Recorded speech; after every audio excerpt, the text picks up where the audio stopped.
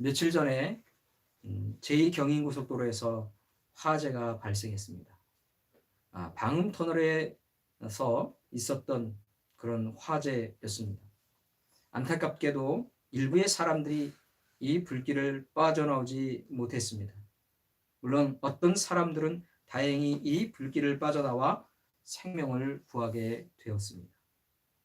우리가 생각하는 이 구원이라고 하는 것들을 생각할 때 바로 이런 것들을 우리가 구원이라고 여기지 않겠습니까?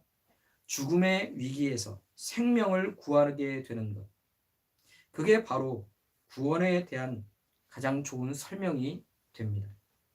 구약에 보면 이스라엘 백성들이 애굽을 탈출했던 출애굽 사건이 기록되어 있습니다. 이 출애굽 사건은 구원의 사건입니다. 왜냐하면 이스라엘 백성들이 애굽에 있을 때 이 애굽이라고 하는 곳은 그들에게는 죽음의 장소였기 때문입니다. 그들은 그곳에서 죽을 수밖에 없었습니다. 그러나 하나님께서는 그 크신 은혜와 능력으로 이 죽음의 땅에서 그들을 건져내셨습니다. 이렇게 구원함을 얻은 이스라엘 백성들, 그들이 이제 출애굽하여 하나님이 인도하시는 곳으로 향하게 됩니다. 그런데 하나님께서 이때에 이들을 구원하신 이후에 그 다음으로 하신 일들이 있는데요. 그것은 바로 그들에게 율법을 주시는 일이었습니다. 출애굽한 이스라엘 백성들이 시내산에 이르게 됩니다. 이곳에서 하나님께서 십계명, 즉 율법의 말씀을 주셨다 하는 것이죠. 이 율법이 무엇인가? 이 율법은 구원을 얻은 하나님의 백성들이 이제 어떻게 살아야 하는가?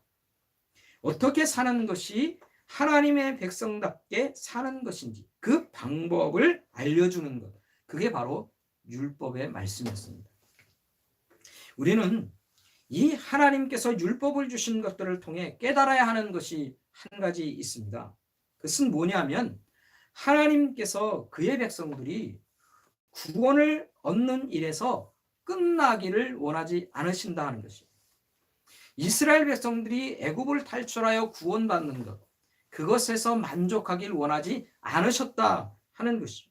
구원 이후에 하나님의 백성답게 사는 것에도 관심을 두고 살기를 원하셨다라고 하는 것입니다. 이런 하나님의 마음을 잘 보여주는 것이 오늘 본문의 말씀이기도 합니다. 오늘 본문이 기록되어 있는 것은 로마서 12장입니다. 이 로마서 12장이 처음 시작되는 단어는 1절에 보면 그러므로 라고 하는 말로 시작합니다. 이 그러므로 라고 하는 말은 앞에 부분을 정리할 때 쓰는 말이죠. 그렇기 때문에 이 로마서 12장의 그러므로라고 하는 것은 앞에 부분인 로마서 1장부터 11장 말씀 전체를 정리하는 말이다 하는 것이죠. 그래서 그 모든 것들을 정리하면서 이제 12장부터 16장까지의 이야기를 하고 있는 것이죠. 그렇다면 로마서 1장부터 11장의 말씀은 무엇인가? 바로 구원에 대한 교리를 설명하는 겁니다. 사도 바울이 구원에 대한 교리를 로마서 1장부터 11장을 걸쳐서 이야기하고 있다 하는 것이죠. 우리가 어떻게 하나님께 구원을 받았는가? 왜 하나님께서는 우리를 구원하셨는가?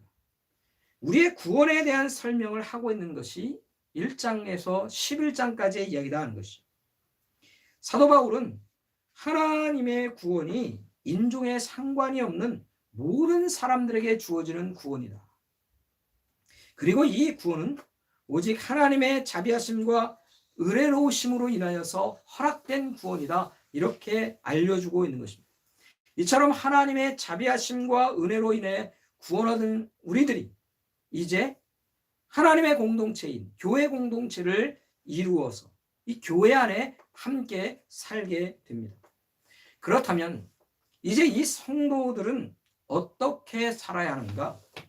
다시 말하면 예수님의 제자로 부름받은 그리스도인들이 이제 어떻게 살아야 하는가? 그 제자도를 가르쳐 주는 것이 이제 12장에서부터 시작되는 말씀이다 하는 것이죠. 그래서 아까 읽은 것처럼 12장 1절의 말씀을 보면 이렇게 기록되어 있습니다. 그러므로 형제들아, 내가 하나님의 모든 자비하심으로 너희를 권하노니 너희 몸을 하나님이 기뻐하시는 거룩한 산 제물로 드리라. 이는 너희가 드릴 영적 예배니라. 사도 바울은 12장 1절의 말씀을 통해서 구원을 얻은, 구원의 은혜를 입게 된 백성들이, 성도들이 어떻게 살아야 하는가? 그 첫 번째는 우리의 몸을 하나님께서 기뻐하시는 거룩한 산 제물로 드리라고 말씀합니다.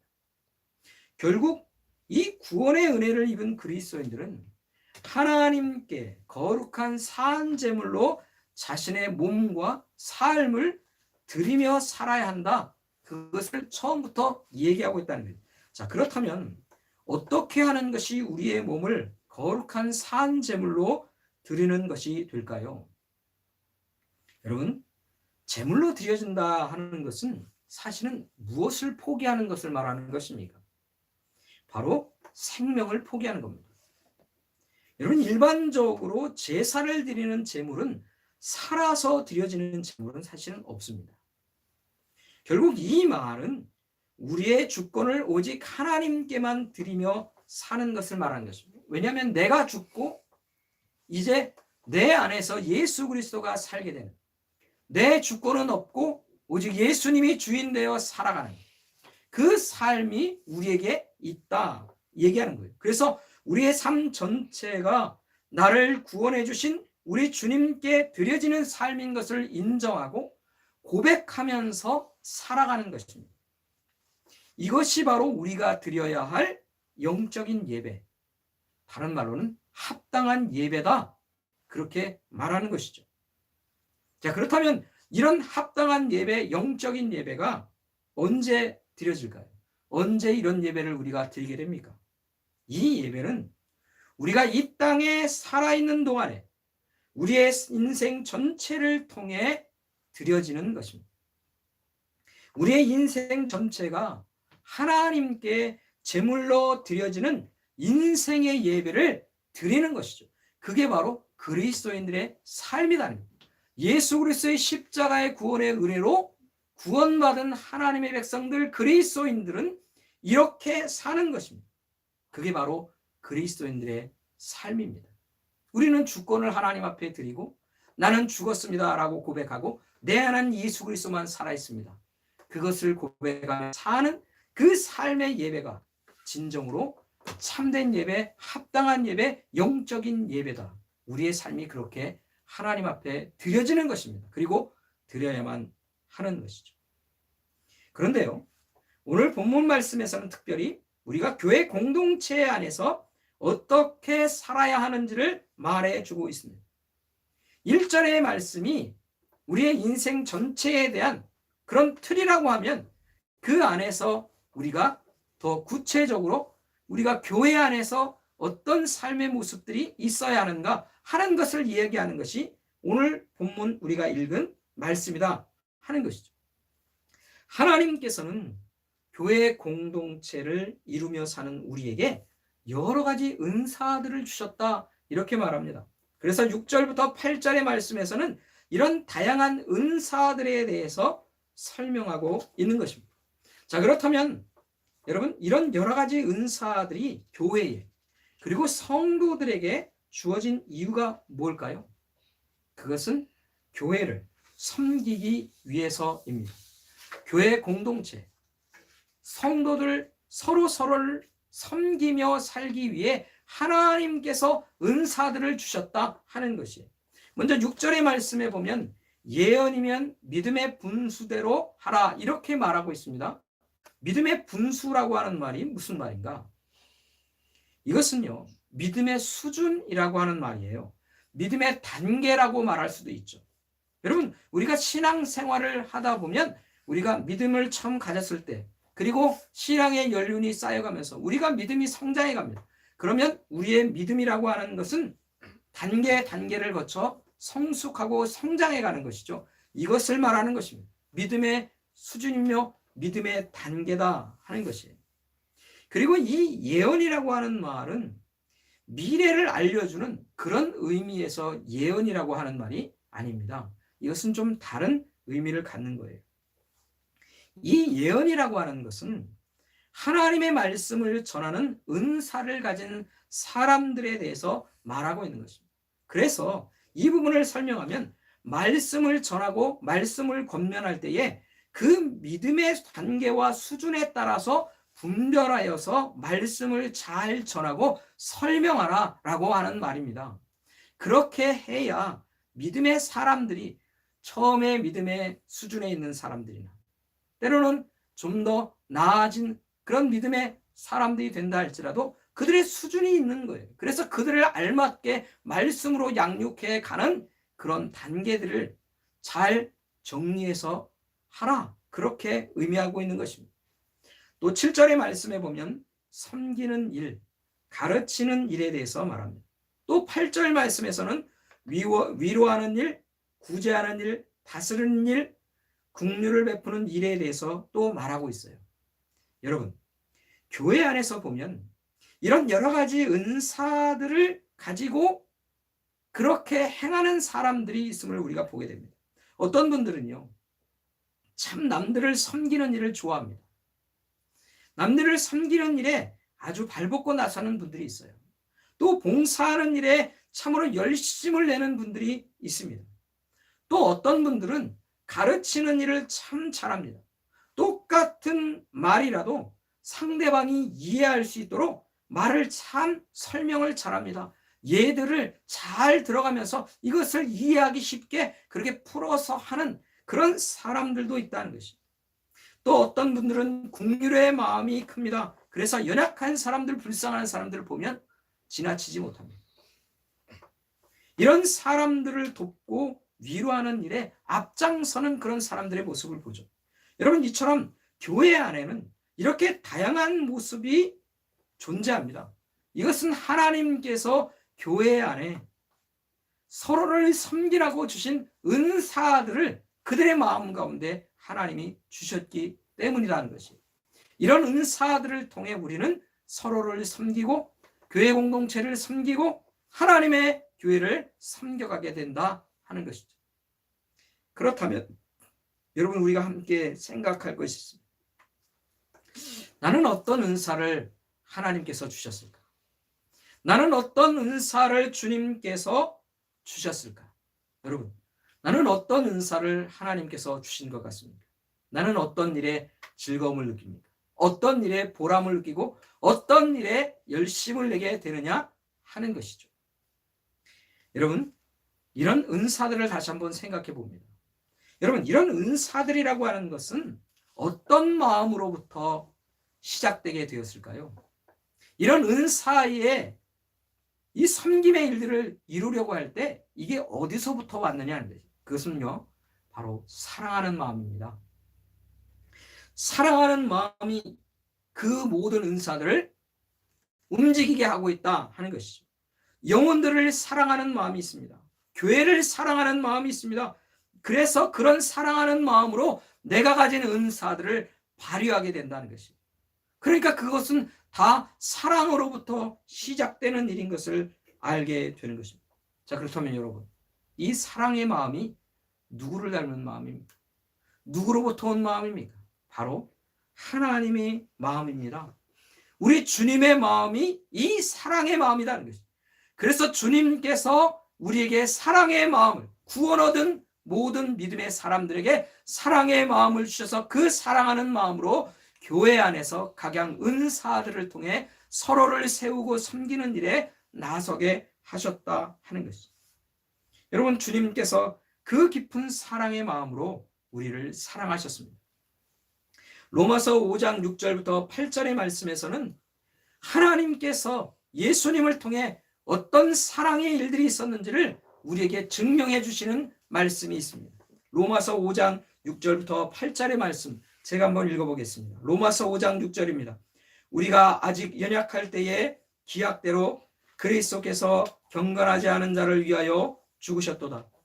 의인을 위하여 죽는 자가 쉽지 않고 선인을 위하여 용감히 죽는 자가 혹 있거니와 우리가 아직 죄인 되었을 때에 그리스도께서 우리를 위하여 죽으심으로 하나님께서 우리에 대한 자기의 사랑을 확증하셨느니라. 여러분, 우리가 연약했습니다. 우리가 죽은 자였습니다. 우리가 하나님을 떠나서 하나님 앞에서 멀어진 자였습니다. 그런데 그런 자들을 위하여서 우리 주님께서, 우리가 아직 죄인 되었을 때에 우리를 위해 자신의 생명을 주시면서 우리를 사랑하셨다는 거죠. 이게 주님의 사랑의 확증이 아니겠습니까? 이게 증명이고 증거다라고 하는 것이죠. 바로 그런 사랑으로 인하여서 우리 주님의 그 사랑의 마음이 예수 그리스도를 통해 구원을 얻은 자들에게 그 사랑의 마음으로 은사들이 전달되는 겁니다. 그리고 그 은사들을 통해 우리를 살게 하셨다 하는 것이죠. 이런 주님의 사랑의 마음을 가지고 우리가 교회 공동체 안에서 해야 할 일들이 있는 것입니다. 우리 10절과 11절 말씀을 보면 이렇습니다. 오늘 본문 10절과 11절 말씀입니다. 형제를 사랑하며 서로 우애하고 존경하기를 서로 먼저 하며 부지런하여 게으르지 말고 열심을 품고 주를 섬기라.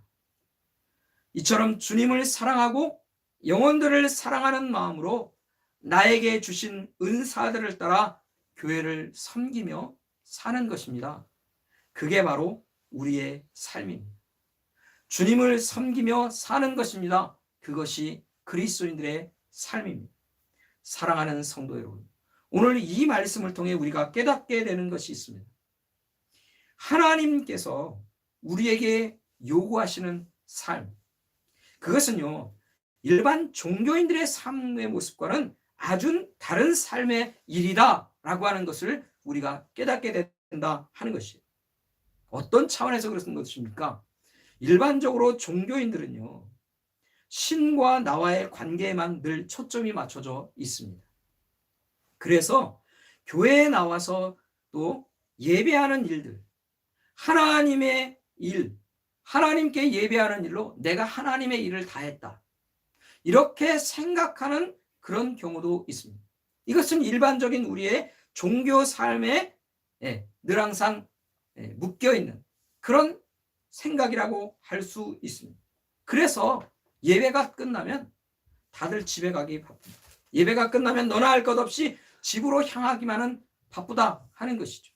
특별히 코로나 시대를 지나면서는 교제와 나눔이라고 하는 것이 단절된 그 이후에는 이런 모습이 더욱더욱 더 두드러지게 나타나기도 하는 것이죠. 그러나 우리 주님께서는 우리들이 구원받은 하나님의 사람들이 예배한 후에도 함께 교제와 나눔과 섬김을 통해 교회들에게 주신, 그리고 성도들에게 나누어 주신 그 은사들을 발휘하며 살기를 원하신다 하는 것이, 그게 하나님의 마음이다 하는 것입니다. 그래서 이 구원에 대해서 로마서 1장 11절의 말씀을 이후에도 12장부터 16장의 말씀을 통해서도 계속해서 우리에게 삶에 대한 이야기를 우리에게 해주고 있다 하는 것이죠. 사랑하는 우리 새순교회 성도 여러분, 올 한 해 우리들은 서로를 섬기는 그 일들에 열심 있는 교회가 되기를 원합니다. 우리 교회가 교회와 성도들을 섬기는 일에 주님을 섬기는 일임을 알고 주님을 섬기는 일인 것을 깨닫고 우리가 섬김의 일들을 행하며 살기를 원합니다. 주님께서 내게 주신 은사들을 나타내며 우리가 살기를 원합니다. 이것은요, 주님을 사랑하는 일입니다. 주님을 사랑하기에 내가 성도들을 함께 섬기며 사는 것입니다. 올해 내가 우리 순교회 공동체를 위해 어떤 섬김을 실천할 것인가, 우리 주님께 물어보시기 바랍니다. 우리 주님께 물으면서, 주님, 내가 어떤 섬김을 행하며 살면 좋을까요? 내가 어떤 섬김으로 하나님 앞에 서기를 원하십니까? 우리 주님의 교회를 위해 주님을 사랑하는 마음으로 내가 어떤 섬김을 감당하며 살면 좋을까요? 물어보시고 주님께서 말씀하시는 그 말씀을 따라 섬기는 일에 나서시기 간절히 바랍니다. 여러분, 섬김이라고 하는 것은 어떤 몇 사람이 그 사람들에게만 주어지는 일이 아닙니다. 교회를 섬기고 성도들을 섬기고 교회 공동체를 함께 섬겨가는 일은 모두가 다 함께 하는 일입니다. 우리 성도들 모두가 한 가지 이상씩 섬김의 일들을 감당할 수 있기를 바랍니다. 이것이 신앙의 초보를 벗어나는 일입니다. 여러분, 섬기는 일은요, 신앙의 성숙함으로 나가는 일입니다. 내가 신앙의 초보에 있는가 아닌가를 생각해 보려면 내가 섬김의 일들을 얼마나 잘 감당하고 있는가, 그것을 살피면 되는 것입니다. 여러분, 신앙의 초보를 벗어나기 위해, 주님 앞에 더욱 성숙함으로 살아가기 위해 섬김의 일들을 다시 한번 생각하고 올 한 해 하나님 앞에 열심으로 주님을 섬겨 살아가는 우리 하나님의 백성들 되기를, 우리 새순교회 공동체 되기를 우리 주님의 이름으로 간절히 축원합니다. 기도하겠습니다. 아버지 하나님, 오늘도 우리